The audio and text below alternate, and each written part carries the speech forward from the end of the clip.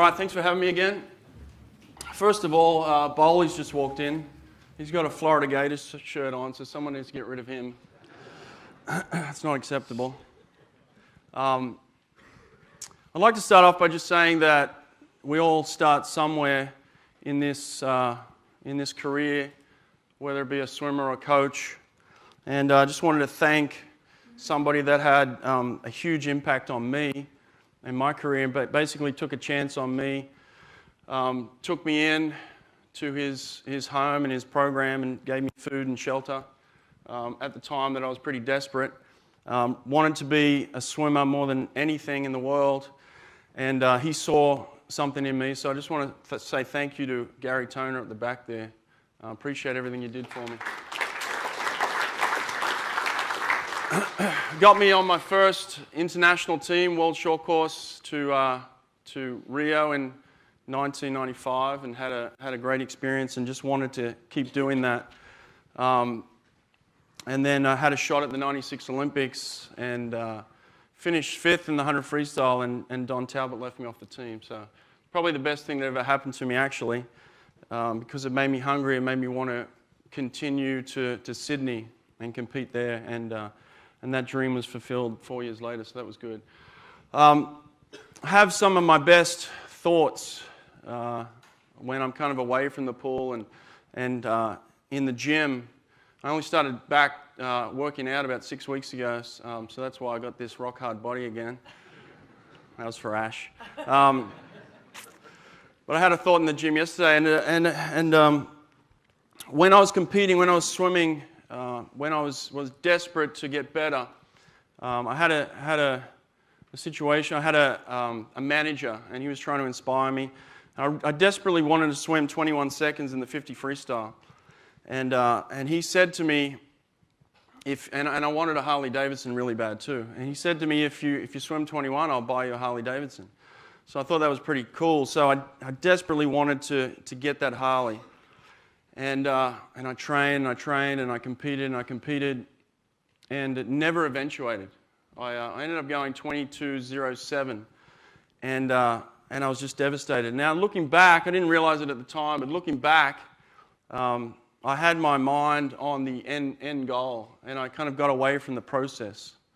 And I think that's a problem for all of our swimmers. Sometimes we look at the end result and get so caught up in the end result that we lose focus of what's important and how we're doing it. So my recommendation to you is when your athletes get caught up in winning gold medals, trying to get sponsorship dollars, things like that, pull it back from them. Take it back to what's important.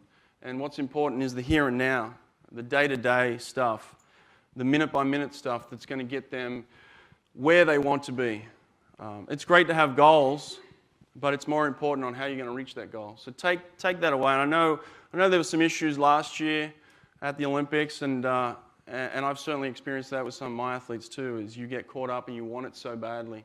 I remember in the Olympic final, I wanted that gold medal so badly, I put a fraction on top of what I already knew. Just pulled a little too hard. And the whole swim, I remember every stroke of that one. It was just difficult. Ended up 5th in the final, and I don't have regrets because I think I got beat by 4 guys that were better than me in the end, but I kind of regret that I tried a little bit too hard, so think about that as you go forward. We're talking about double peaking periodization, something that we do on a regular basis. Every year we do it in the collegiate system. For us, we do it at the SEC Championships, which is the Southeastern Conference. There are 14 teams in that, and we compete for a championship. And then we go on, once we qualify individual athletes, then we go on to the NCAAs. And then we do the same thing again for the trials, the US trials, and then we send our athletes to the Olympics. So it's something that I've gotten used to over a period of 9 years, trying to figure it out. I had a chance to talk to some of the top US coaches before I came down here and get their thoughts, and Frank Bush has a slide here that he gave me his thoughts and ideas. I'm hoping you guys can figure it out really quickly, and I think you're in a better position even more so than I am, because I'm trying to get, and I've got a team of 64 athletes. I can take 22 men and 22 women to the SEC championships, and then it's based on qualification. So we generally qualify 12 to 15 athletes. So we're trying to get our athletes, 22 men and 22 women to swim as fast as they possibly can, qualify for that championship, and then swim faster at the big meet, So I've got some ideas here, and hopefully we can make this a little bit more conversational. I don't want you guys to nod off and fall asleep, and you've been in these lectures a while. So let's get through these slides and then hit me with some questions and we can go through some of this. For us, for me, and I talked about it being a bit individual, for us it's a team sport. We see our sport as a team sport. We don't succeed at the SEC level or at the NCAA level or even at the National Olympic level if we don't compete as a team. And I want you guys to start to see that for yourselves, is that you have teams, you have your own squads. But then when you go on to make the Australian team or the New South Wales team, or not many people make that anymore, do they? I'm just kidding. Come on. I'm a New South Wales boy, so. So team is important for us. Team is huge. Everything we do, we try and bring people together so that you feel a part of something. It's not just one individual out there by themselves with the spotlight on them. We bring people together and make sure that everybody feels the pressure. Everybody takes part in each and everybody's success. So that's part of what we do. This is the time frame that I'm talking about. The SEC Championships for us is 4 weeks for the women, and it's 5 weeks for the men. So this is part of the challenge for us, and this is kind of what you guys are going to be faced next year. This is the most important factor, I think, is you've got to sell this to your athletes to not be surprised, expect to swim faster. That's the most important thing that you can sell as coaches. Make sure they believe that they're going to swim faster, okay? And that's what we do in college. That's what the US team do really well. They sell that. It's not a question. You are going to swim faster, no matter what you did. If you had your best result ever, if you broke a world record, whatever happens, you're going to swim faster at the big meet because that's where you want to perform. That's where you want your athletes to be at their best. My first Olympics, I was so focused on making the team. I remember this distinctly, that once I made it, it was like, oh, I made it, yes. And I got to the Olympics, and then I was like, oh, God, I've got to try and swim faster now. So the second time round, the trials for me were a stepping stone. It was like, I've got to do this to get to that, and when I get to that, I'm going to be the best I can. And my second Olympics were much better than my first. So have that mindset, expect to swim faster. I kind of use that 98% rule. It's difficult, especially if you've got young kids who've never made an Australian team, to say, hey, we want you here, but if you leave this much, if we leave this much, then we can be faster. Certainly the trials are not the destination. They're just part of the journey for a lot of the athletes. Some of the US kids even swim unshaved at the trials. And some of my athletes on the collegiate team, I know they're going to qualify. I know they're going to swim their best times at NCAAs, so we don't shave them. And that might be 2 or 3 people on my team. That might be Michael Phelps and a couple of other people on the US team swim unshaved at the trials. So that's something to consider as well for your best athletes. Aim within the meet for your fastest swim at the trials to be your last swim. That way you're not running out of steam as the meet goes on. It's something that we look at. I've talked about that. Last chance meets is something that we do in America. It's just something to consider because every time we go, we tend to have athletes swim faster. So we go through this taper, and then they have these last chance meets to try and qualify for NCAAs, and you find that athletes swim faster all the time. So we think to ourselves, well, are we tapering enough? We're putting so much into performance and then tapering, and then they go and swim faster again. Are we actually tapering enough? So it's something to think about. What you're doing in your taper, how long you're tapering for, are you giving them enough rest? I know that's something I talked to Greg Meehan about at the Olympics. His Stanford girls just lit it up. Everything they did turned to gold. And I said to him, like, what's happening? He's like, I don't know. I just gave them more rest. I didn't do anything different with them. I just gave them more rest, and they're killing it. So just think about that as you move forward as well. Certainly you want to have a plan to perform, so these are some of the things that I've learned. Figure out how many days between the competition, obviously work those out. One of the things that I've learned through my experiences and talking to other people is trying to get back to training as soon as you possibly can. The trials themselves are draining, okay? They're going to take a lot out of your athletes, physically, emotionally, mentally. So allow them 3 days, generally, to kind of just get over that. Don't put any expectations on training and practice. Give them just aerobics, swimming, maybe even give them the morning off a couple of times up until, I generally find about Wednesday afternoon. So if they finish on a Saturday, let's say, we start doing something about Wednesday afternoon, just kind of introducing some work again. But up until that point, we would give them Sunday off clearly.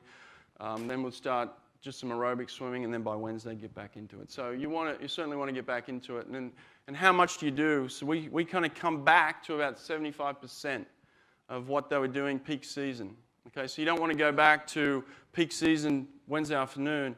You want to start to introduce it and come back to a total of about 75% of your peak volumes. For the distance swimmers, it's a little bit more. We go back to about 85% of peak volumes there. And this is true for everybody that I've talked to. Frank Bush, Dave Salo, Dave Durden. All the top coaches in the US are sticking to a very similar formula. For the men, we start to cut back the second time round about 18 to 20 days out. Okay? For the women, it's a little bit less, about a week difference. So it's about 10 to 12 days out. And again, it's going to be individualized in that sense. You're going to have people that may need a little bit more. Our big, strong sprint guys tend to take a little bit more rest, and the women, that can vary as well. You certainly want to create a solid training environment. You want to come back to doing what you were doing in the past. Get back to your 8, 9, 10 workouts a week as soon as you possibly can, allowing them to recover and then getting back into a regular schedule. These are just some of the things that aid in that period between. Some things that you can do that help them reinvest, believe again, feel good about themselves. And these are some of the things we do. We invite swimmers, once you're on the US team, let's say, we invite swimmers that you haven't normally competed against to kind of get up next to each other in practice and kind of go head-to-head a little bit, see some different people, challenge each other in different ways. So that's always a good thing, and that builds team spirit as well. Obviously, this is a US thing, where they cheer a lot, and it's part of the culture and it's part of what they do. And I think it's very valuable that you invest in your teammates. If you care what someone else is doing, they're going to care about you, or they're going to notice that you care. And then eventually they're going to figure out, well, man, that person really cares about me. Maybe I should return the favor a little bit. So this is something that is part of the psyche over there that we certainly make sure that if our teammates are in practice and our sprinters are getting out early, that they come over and they support the distance swimmers. And they're into what they're doing and they're cheering for them. Certainly something, it's not just walk off deck and you're done. It's, hey, you're a team. What's everybody doing? How can you help that person get through the workout? Relay exchange days are very important. It builds team. So we certainly start that as early as we can and get those relays together and get them to start believing in each other and working off each other and getting orders down. So we start that as soon as possible. Creating a good vibe, just high-fiving somebody, just patting someone on the back.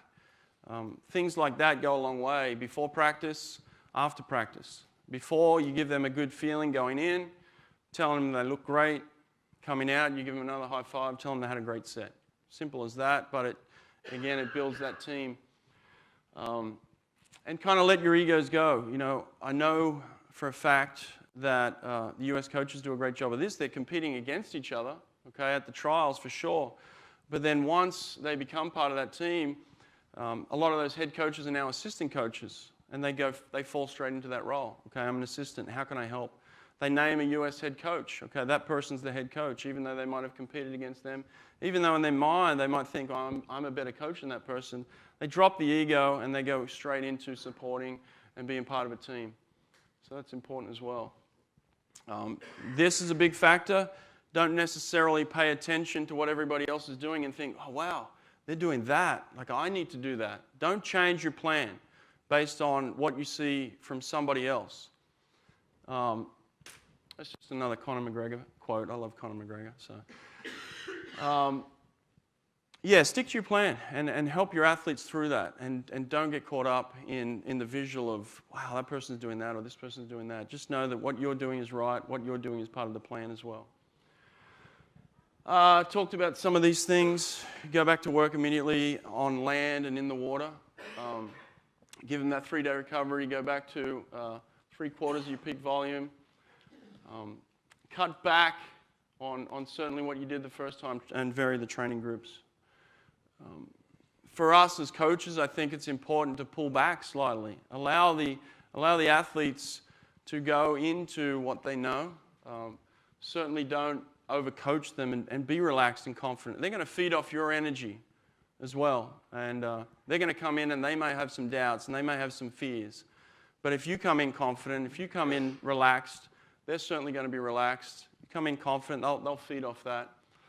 Certainly embrace the total team environment. So ask somebody that you don't normally work with, how are you doing? What are you doing today? Things like that are important. Certainly we include some sort of visualization and relaxation. I talked about psychology the other day. The psychology of what we're doing is very important. Relaxing at the meet, seeing yourself at the meet is a huge part of what you're doing. I remember when I was coaching Cesar Cielo to his first Olympic gold, we were actually in China at a pre-Olympic camp. And one of the things I did with him, because I knew the Olympics was going to be crazy, there's going to be people everywhere, there's going to be sights to see, there's going to be people to look at, all that stuff. So we actually went down. I took him in a taxi to the busiest street in China. I just asked the taxi driver, take us to the busiest street. And what I said to him is like, all right, what we're going to do now is we're going to walk along this busy street, and people are going to knock into you, people are going to bump you, horns are going off, flashing lights, all that stuff. What I want you to do is I want you to just walk in a straight line. And as you go, I want you to start to tune out. I sounded very American then. Tune out everything that's going on around you. You know, when you bump into someone, keep walking. I don't care. Don't apologize. Just keep walking. Forget about the sounds you're hearing. Forget about the lights. And just visualize where you're going and how you're doing it and what you're doing. And I think at first it was very difficult for him to kind of get comfortable in that situation. But by the end, he was just walking in a zone. And he said to me, he's like, I felt that, you know. So there are little exercises that you can do to try and get your athletes focused in on what they're there to do. And I distinctly remember my second time at the Olympics, it was very much like that. I'm making the final at the Olympics. I don't care about the opening ceremony. I don't care about whatever else is going on. I was very driven and very focused, and I helped my athlete through that at their first Olympics, and we had some success. We certainly play music to keep them loose during the pool sessions. You know, that's always a good thing. Play their favorite songs.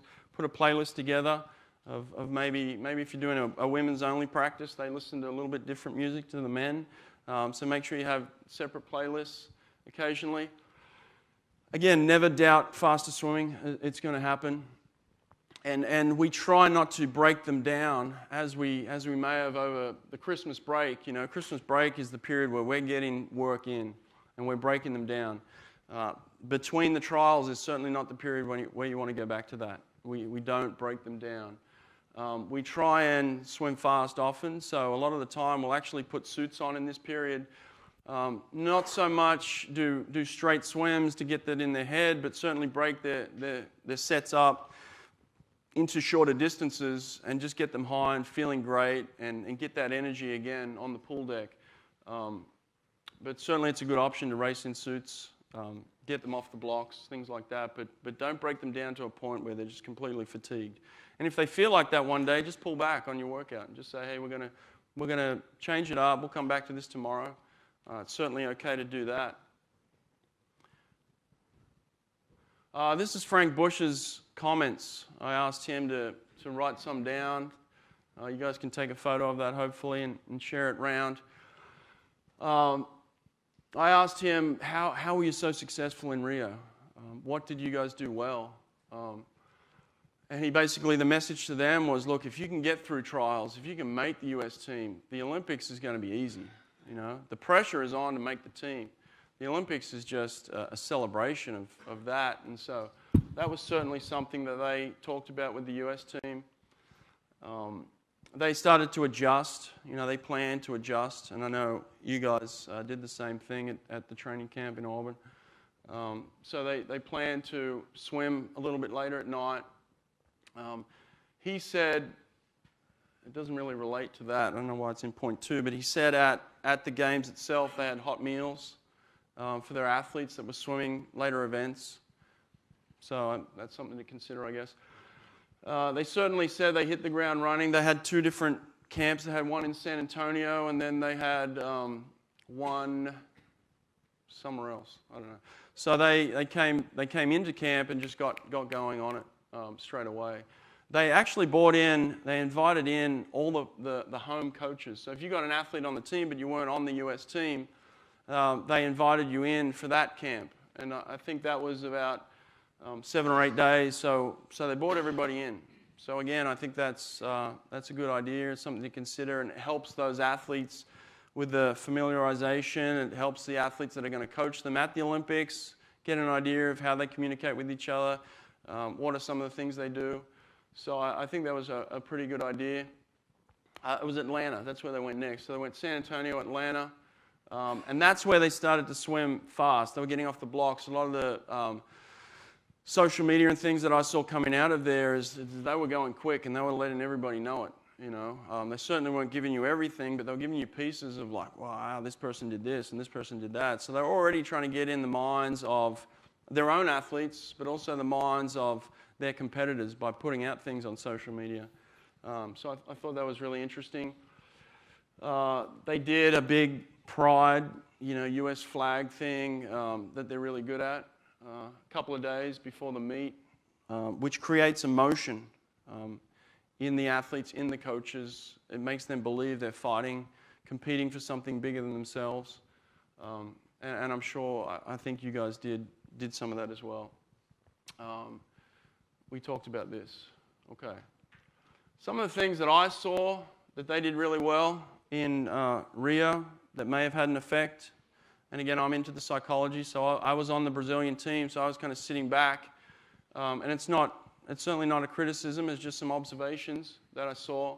They had a relay day, and I'm sure some of you guys that were there remember this. In the warm-up pool, they had a relay day where all the women got together, and then straight after the women, the men got together, okay, right in front of everybody. I think they're in lane 1 and 2 of the warm-up pool. They kind of had that. They had the touchpad set up. They had timing system, things like that. And everybody else is trying to warm up, and they've got this space covered. It may have even been 1, 2, and 3. But they did this relay day where all the coaches were there, all the women were there, and they were just going off each other. It wasn't so much for who was going to go off who. It was just everybody going off each other and kind of building team. And one of the things I noticed is it was just rah, rah, rah. They were loud, obnoxious, and everybody around them started to watch. And everybody around them started to look at the US team. And me as an observer and knowing them, I know that what that was for, And every coach that was there was invested in it. It wasn't so much, that's my athlete, that's my athlete. Katie Ledecky went, and David Marsh would come over and say something to her. Hey, you did this, you did this. Most of it was very positive. You did an awesome job. That looked sharp. It was, yeah, loud, loud, loud. And that created a sense of like, oh, wow, these guys are a unit. These guys are a team. So just something I noticed. The cowbells, I'm sure you guys heard the cowbells at the meet. I just laughed when I heard them because, again, I knew what those were for. It was for everybody else to look at them, So anytime an athlete walked to their heats in the morning, they would all get together and bang these cowbells. you know, so everyone's all of a sudden turning around to look at the US team. And then they'd come back from a great swim and they'd smash these cowbells again. And everyone would be like, oh, wow, what a great performance. And the better the performance, the louder those damn cowbells got.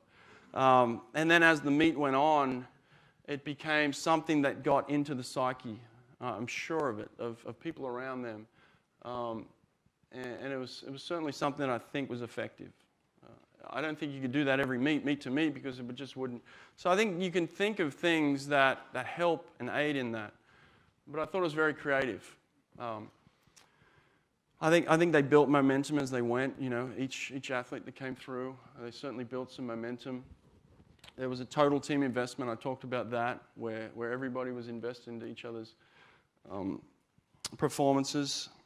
I know that there are athletes on that team that are pissed off for greatness. I use that phrase, but they want to be good so bad. They want to be dominant, you know. And Michael Phelps obviously is one of those athletes.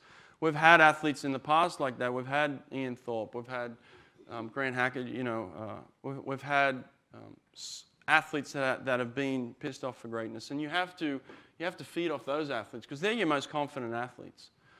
So I think they're going to help in that period as well. And then never settling for something better than what you are aiming for. And if you get that performance, you come back the next day and you don't settle. This is just what I did this year. I wrote it down to give you a guide of kind of like the plan that I was following from the period where we started our taper. So this wasn't the 5 weeks total. Like I said, we gave them the 3 days. We came back to about 75% of our work.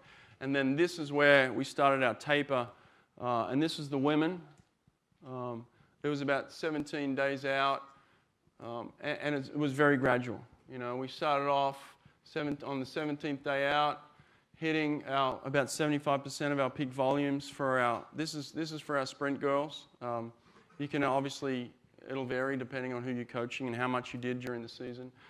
You know, we kept it aerobic, and then we do some dry land, and then we do some short speed at night. You know, and then the next day, give them the morning off, come back, and we did some abs on the deck. We did some power.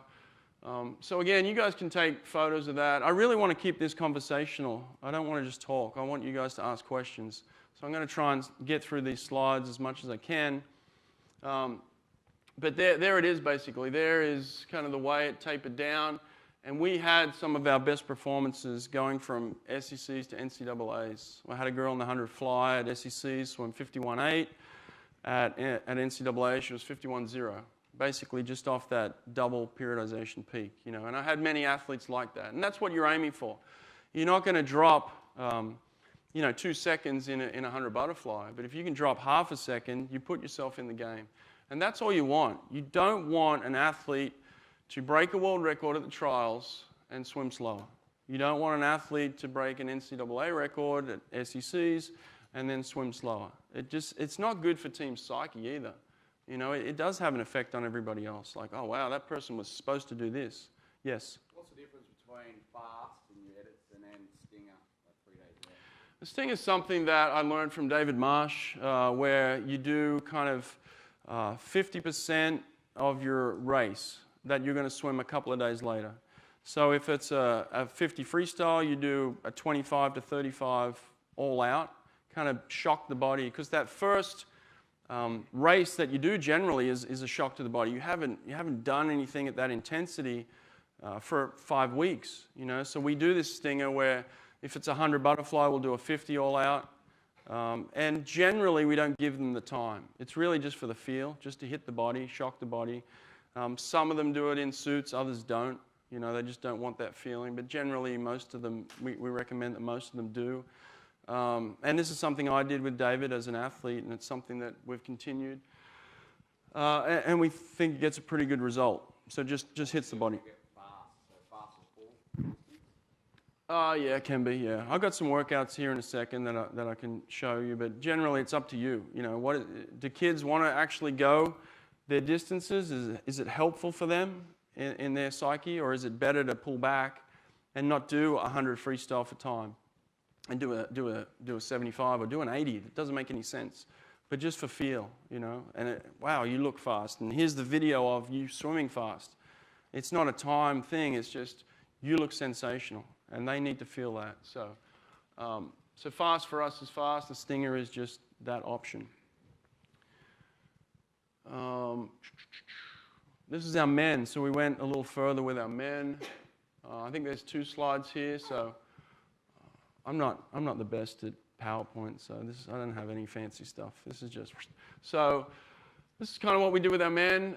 We started our extension of our taper a little bit further out. And again, we had some great results. One of my young guys in the 50 freestyle, let's say, at SECs went 19.2 and finished 7th, I think, in the Southeastern Conference. Went to NCAAs and swam 18.9, so dropped 3/10 and finished 4th in the country. So they're the kind of results that you want. You know, you want them to go from that to that, and then that builds excitement amongst the team. Like, wow, that guy just did that. Imagine what I can do. Now, when you get people swimming faster at the meet, that momentum builds. When you get people swimming slower, that negativity builds and that doubt builds. So certainly, it's something that you want to happen. So again, I tried not to back off too much in this preparation. So 12 days out from my sprinters, I'm still doing $3,000, and that's, I don't know, for you guys it might not be enough, but for me I felt like that was really good. I've actually dropped further than that in the past with some of them, and what I felt, you know, people ask me all the time, well, it must be harder for distance swimmers than it is sprinters, and I would argue that it's difficult for both, because the sprinters lose their power, you know. The sprint want to feel the top end of the stroke. They want to feel powerful. They want to feel stronger. They want to feel lighter than they've ever felt. And so if you come all the way down and then all of a sudden you drop even further, way down, the sprinters can lose that feel. And I'm sure it's very similar for the distance swimmers. So I tried to keep up a little bit of volume this time around, and I felt like I got better results. And that actually happened with the dry land as well. We did our dry land. We did some weights. Just touching stuff. We did some dry land, and that's something that I've dropped off in the past and haven't had that feel. So I certainly recommend keeping that in. And to be quite honest, it's something that I watched the Aussie women do at the Olympics. They were doing some of that stuff. I thought it was great. And so it's something that I brought back this year and did it with mine, and we got good results. So about 10 days out, we dropped some of that with the guys. We kept their abs, you know. Sprinters need to keep their abs. We kept in some of our speed work. We had a race day about 5 days out. I got that on a slide in a second. We did some descending hundreds, and that was good for our guys. Our guys were ready for that. And then we did our Stinger, and then a light day, and then our race day. So these are just some workouts. Workouts are workouts, you know. It's what you bring to the workout. It's how you apply the workout. So this certainly isn't the Holy Grail, you know. This is just an idea, and you guys, I'm sure, will be doing different things. But the main set, we actually put suits on, again, 12 days out, and we just pushed these. You know, we did some descending 50s by rounds. They got faster. We did some descending hundreds by rounds. We did 3 rounds of that. So just something that I always like descending speed. I don't know whether you do that for your distance swimmers, but I like them to get faster, so they're faster swimmers at the end of workout. So when they walk away from workout, the last one is the one that they remember, you know. So I do that with my sprinters a lot, where we descend our speed and have that visual image of their last swim, and make it so that you can set them up for success. Do that with any athlete, you know. You want them to be successful, especially in this period. If they're not being successful in their practices, confidence is going to drop. So we create workouts that allows them to be successful. So the 50s, they were +2 off their best time, which isn't too hard. And then the 100s, they were 4 seconds off their best. So just set them up for success. 10 days out, we did very similar thing. We did 4 rounds. And so what I do is I do kind of a strong day and a recovery day. And that recovery, the recovery can be aerobic. That recovery, we put kind of some hypoxic training in there as well, so challenge their lungs. But in terms of the high intensity, we bring that back. And I learned that from David. I know that Dave Durden does that at Cal, where it's kind of a fast day and a slow day or a skill day, and then come back to another stronger day. So some descending hundreds, we put the parachutes on. I like some resistance work for my guys to keep that feel again at the front of the stroke. Just touch that stuff. You don't need to overdo that. And then some easy swimming. I do 4 rounds of that.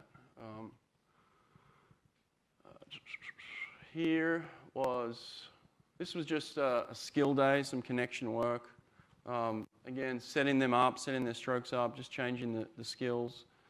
We didn't do anything fast in this workout, but the volume was still up, at about 3,500 for my sprint guys, 8 days out. And this is short course yards, so it's probably not as much as it would be long course. You might want to bring that down a little bit. Again, that's up to you. And then I wrote 5 days out in the plan, but I think it may have been 6 days, but somewhere around 5 to 6 days out, we put suits back on, and we did 3 100s from the block, and we did it at 80%, 90%, and 100%. And again, my guys were mentally ready for that. I think you have to prepare them throughout the season to be doing work like that and not say we're going to back off and all of a sudden change it because we're scared of that. For our guys, we were ready to go fast in practice and hit the exact race distances. But again, that may not be the case for everybody.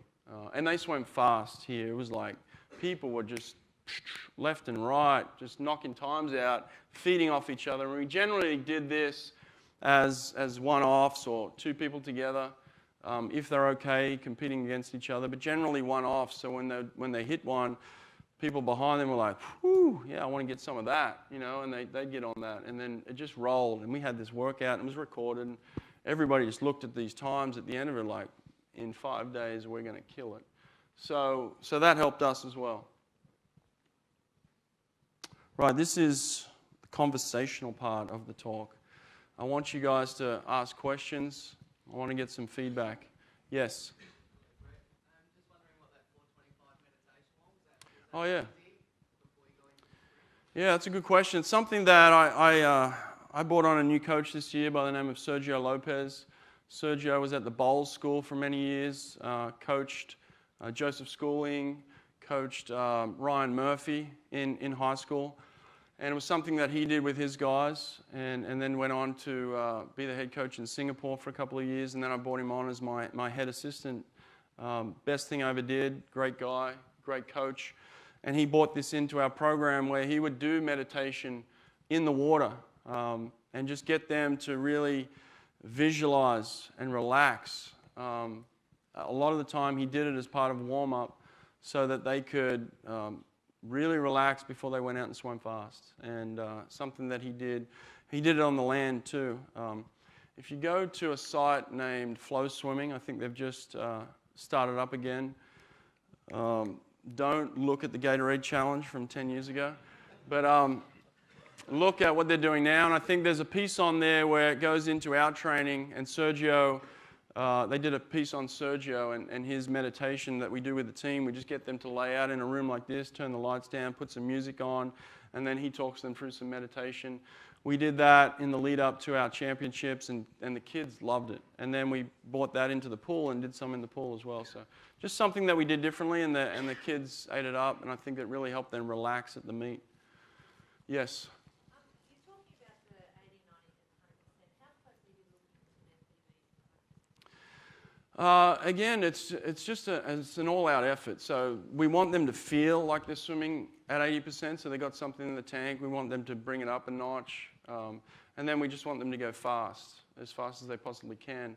And at that point, we knew, that they were going to swim fast. We kind of had set it up. So we went with the hundreds because we knew that was going to be good. It actually turned out better than what we thought. kids were swimming within tenths of their best time in our sprint events, and our distance swimmers were swimming, a second or two off their best time. So 5 days out, that made them feel really good. So again, I think it's dependent on your feel. What am I going to get out of these guys? Should I swim a full length 100 or 200, or should I pull it back and do a 175? But at the end of the day, ours were really fast, and we recorded them and got a lot out of it. So that's it. What else? Don't be shy. Come on. Yes. How often going into taper are you sort of touching base on an individual level with your athletes? Because you've got quite a few, but it would be roughly about the same as an age group coach at 20, 25. Yeah. You might have more because you've got men's and women's, but individually, how often are you touching base through taper? That's a good question. We don't really pull them into the office and have one-on-ones. We might pull them aside on the pool deck, or just set up a coffee with them, go and have a coffee, just in a relaxed setting. So we certainly do that. We have our coaches groups as well, which helps. I'll take care of the sprint. I have an assistant in that area. Sergio takes care of the middle distance. He has an assistant there. During the taper phase, I like my head guys and myself to be a lot more hands-on. In the building phase, Christmas training, I like my assistants to kind of jump in and do some work, and I kind of sit back and manage as well. But during the taper phase, I really come in.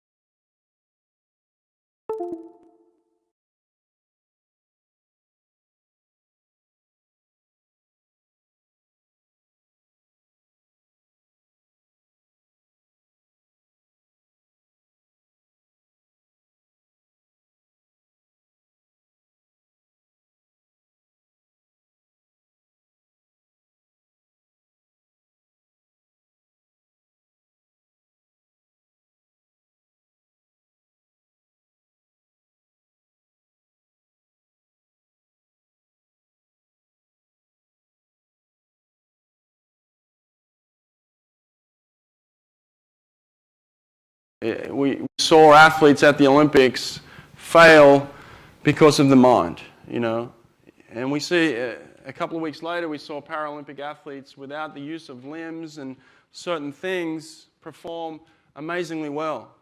So you take an arm off, you can still swim fast. You take your brain out, you're not going to go anywhere.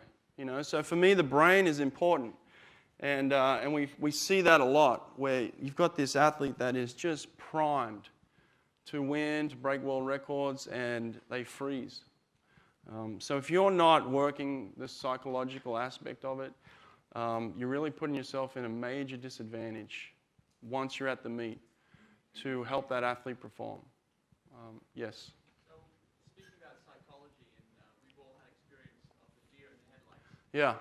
An athlete who's trained through the season and smoked it and killed it, and then here comes the meet, and they just look like they're going to get run over. Mm-hmm. How would you handle a situation like that? Certainly in training, you want to be aware of those things in training. There'll be instances that will come up, and even in lead-up meets where you just see little things, and you might spot little things, and you want to try and address those issues before they come. I've certainly had it as an athlete myself, and then I've certainly seen my athletes. It's difficult, it's challenging, but you may have a situation in the warm-up pool where you might be able to say the right thing. You might be able to take some pressure off them, and you know what they respond to, and you know how to calm them down. So you've got to be in tune with your athletes at that point. Don't sit back and say, I see this happening, and not do anything about it, and then expect them to be different 20 minutes later when they walk out and perform. It's not going to happen. They're going to be, whatever they are in the warm-up pool, they're going to take that to the block. And so it's something that you want to try and address there and then. Don't be afraid to, don't sit back and let it happen. Try and work with them. At the end of the day, they're still going to walk out, and the spotlight's still going to be on them, and they've got to figure it out. But I've certainly had situations that I talked about the other day where an athlete in the warm-up pool has just been terrible and negative talk, and then I've been able to manage it and just kind of push them to the block and get that performance I needed out of them at that point. But it's challenging, but it's not something that you can ignore. Don't ignore it. What else? Yes? So you were talking before about being in tune with the athletes and closer the meet gets, the more hands-on you are. Do you have any methods in place, like Australia has the athlete management system, and there's different apps and things and different programs that we use to monitor our athletes from information? Do you guys use anything like that? I don't know what you're talking about, so no, we don't. No, I don't. I don't really know what that is. It's like a little app, and they tell you how much sleep they've had. Oh, right. that Okay. day, Yeah, like that. we don't. I think in the US, they're definitely more on the psychological side than the sports science side. For whatever reason, they don't use that side a lot. There's not a lot of sports scientists working with college programs for sure. Whether they can, most likely, it's just not something that is part of the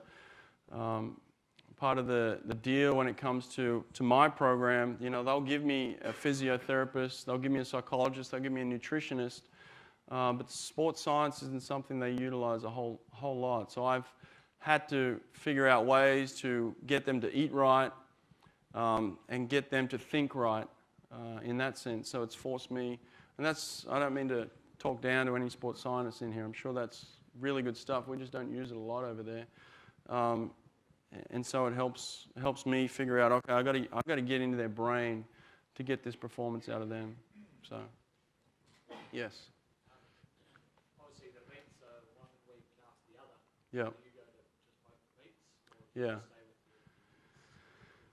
Yeah, that's a good question. For me as the head coach, I have to go to the women's meet, then I stay back a day and kind of recharge, because I think it's important that the athletes are going to feed off your energy as well. So I recharge, relax, and then the men come in, send the women home, and the men come into that meet. So this year it was in Indianapolis. The women competed. We're there for a week, so we go Monday morning. They start competing Wednesday night, and they compete Wednesday night through Saturday night.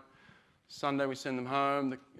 I recharge. So back at home I have my assistants working with them, and I give them very clear directions. It's not just, hey, you got the men for a week, good luck with it. It's like, I want you to stick to this plan. We've got it all worked out. You don't need to vary anything. If there's any questions, if something's going on, give us a call straight away. So I think allowing your assistant coaches to know exactly what you want in that situation is certainly helpful. And any talk that they want to have with them, just pull back on that. If they want to talk, call me, or I can call them, things like that. So and that's one of the mistakes I've made in the past, where I've just gone, the assistant coach has got this covered, and they'll do something. I'm like, what the hell did you just do? And it'll just blow everything. So I think a plan in place for that is really important as well. Yeah. Just your thoughts on strength and conditioning, sort of during that, obviously the second taper between your sprinters, distance swimmers, Yeah, we try and, with all of them, we try and get back to about 75% of what they were doing before. So we want to get back into some strength work during that 5 weeks. So certainly they'll get back into the gym Wednesday, like I said, about 4-day rest, 3-day rest. They'll get back in and just start to touch things. By Saturday, they might be back to working pretty well in the gym. If they were in there for an hour over Christmas, they might be in there for 40 minutes, when they get back into it. And then as the weeks go on, as they get closer, it might be 30 minutes next week, it might be 20 minutes the week after that. But they're touching some work just so they feel strong. It's the same with the distance swimmers, whatever they were doing, we kind of get back to some of that. It tapers down just like it does in the pool. And then what we try and do is once we get out of the gym, we keep up some of the dry land work so they just feel connected. I think that was the biggest thing, that I dropped off some of that too early in my career. I'd pull that back thinking, we've got to stop all that, and they would just lose their feel, they'd lose their connection, So I think that's just as important of keeping some speed work in, or whatever you're doing in that period, just tapering it down as normal, Yes? Post-trials, are you looking for any aerobic capacity improvement or just maintenance? Just maintenance, yeah. What sort of volume with that's a good question. I think that, again, like I'll have, you know, it's different with different athletes, you know, and you know, sprint to middle distance to distance. But again, I think what we do is take it back to about 75% of whatever they were doing in the main peak volume, you know. So if they're doing, you know, 3,000 of aerobic work, we might do 2,500, you know, to come back to that, and then taper it down from there. So again, I think if you use the rule of thumb of about 75% of what you were doing, I think that works well for a couple of weeks, and then tapering it down from that, depending on the athlete, you know. Yes? Between your SECs and your NCAAs, for those that shave, they still do nylons, stockings in between? No, not really. But yeah, I mean, it's something that I did as an athlete. Yeah, we put stockings on. You go to Walmart and buy some stockings and just kind of cut the feet out and do those. You know, instead of that, the men put drag suits on, you know. You know, we just get back to some resistance work. So we'll get back to resistance pretty quickly, where they have, you know, whatever it might be parachutes, it might be buckets, it might be drag socks, things like that. So yeah, for some reason we've gone away from that. I thought it was interesting. I don't know if it was super effective, but it's certainly a gimmick at the time. And I don't know, how did you feel about it? Oh, it just, when you reshave, Yeah. you get that feeling back. It's like putting hair back on your leg. Yeah, you get it back. That was the psychology behind it. Yeah, for sure. And I think it's interesting. I think it's something you could work in your program. Felt a little weird walking around in stockings, but I did it at home anyway, so. What else? Other questions? What are yes? Yeah, the length of the 2 or 3 tapers or how many events you're going to, is it the same each time, or do you adapt that necessarily? You know what I mean? So if you're coming into your SEC, or whatever the first major meet is, if you do full taper then of 20 Yeah, days, yeah. and then it's the same for the next one, sort of 20 days. That's a good question. You know, we tried to shorten our first taper a little bit. So not necessarily a full taper. We wanted our whole team at about 98%, you know. And that may be challenging, again, for someone that is just trying to get on the team, you know, or just trying to qualify for NCAAs. And I think that's where the team aspect comes into it a lot. If they feel like just an island, an individual, it's difficult. But we certainly put people around them and create that belief that they're going to swim fast at their first meet. But certainly if you have an athlete that it's their first time, then you may just want to go through the full cycle for sure and take that chance that, hey, this person's going to win their event at trials or finish second at the trials and then go on and we're going to swim faster again. You know, we're going to be part of the team. But certainly I would use it the first time around as doing the full taper. Unless you have a superstar who's going to make it, yeah. And then the second time round, yeah, you'll probably want to go through a very similar cycle. But bringing in the weights or bringing in some resistance work to make sure they build that feel back again, and then tapering that off instead of dropping it off completely, you know, keeping a little bit of that feel into the major meet, yeah. Yes, I'll go here first. Do you ever do a drop tape, or is it always just a gradual? For me, it's always gradual. Yeah, I haven't tried the drop taper too much, especially because I coach mainly the sprint group, and even with my other coaches, we haven't necessarily done. Actually, with our distance swimmer this year, she swam really fast, broke our school records, made finals, made the top 8 at NCAAs in the mile. And she was more of a drop taper. So I think it certainly is individual. But with my guys, it's certainly gradual. I've always found the best results are gradual. Yeah? That's a good question. Racing is a big component for sure. And so we're racing every 2 weeks. Our season goes from September to February or September to March for a percentage of them. But if it goes from September to February, we're racing every 2 weeks. Over Christmas, we'll have a month period over Christmas where we're not racing. So over that, the start of December, we'll have a meet at the very start of December, which will go for 3 days. And then we won't race again until about the 7th or 8th of January. So there's about a month period there where we're not doing any races, just training, that training phase. We're getting it in, and then we'll come back and we'll race a ton again. So in that respect, we're very lucky that we get high quality competition on a regular basis. Second part of the question is then what, are they event-specific racing or is it just get in all out?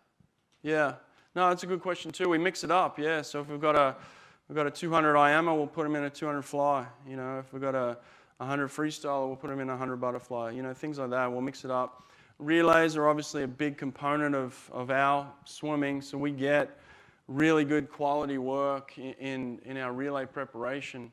And honestly, we build our teams around relays because that's where, for us, huge momentum can be built. For us, it's double the points. So if you win an individual event, it's 20 points. If you win a relay event, it's 40 points. So we build our teams around relays.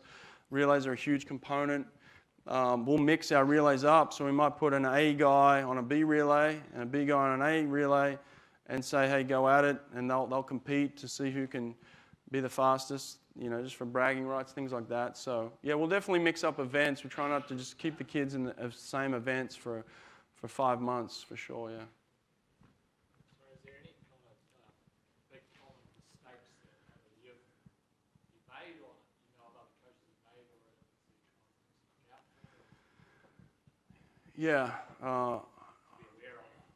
Yeah, that's a good question. I certainly dropped off the strength and dropped off the dry land way too early, dropped off some of the resistance work way too early, and they just lost their feel.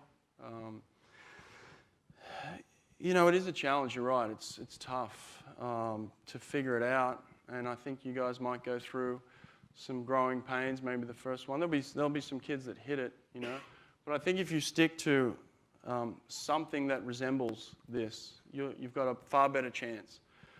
Don't go away from this plan too much because it's tried and true. A lot of the coaches are using it. Like I said, I bought that information. I'm giving it to you. So the 75% rule works really well. Keeping up some of the light volumes, things like that, works really well. Some of the strength training, keeping that in there, works really well. But building that sense of team is going to be huge. Building that belief, knowing, like just selling it so hard that you are going to swim faster, you know. And I think that's going to be huge too. So I think all those factors, you know, but it is certainly challenging. I don't know if you know, for women and men, yeah, that's a good one. For women, sometimes I've rested them a little bit too much. I've started their rest when I've started the men's rest, and the women have gone into the meet and swum terrible, and the men have swum pretty good. So certainly differentiating the women to the men and splitting that. You know, we might have women's only practices during that period, because if I've been training the sprinters together, the men and women together the whole season, and then all of a sudden the men are getting out early, the women are like, what the hell's going on? Like, I want some of that. I've got to get out too. So you get caught up in changing that because of maybe what's going on. So make sure you have the plan for the women, you have the plan for the men, and you sell it to the women. This is what we need. This is what we're doing. This is going to be best for you. And then having the men separately in that respect as well. So that's a mistake I've made in the past, yeah. All right, thanks. We're good? Yeah, great job, mate. All right, great. Thanks. I got my...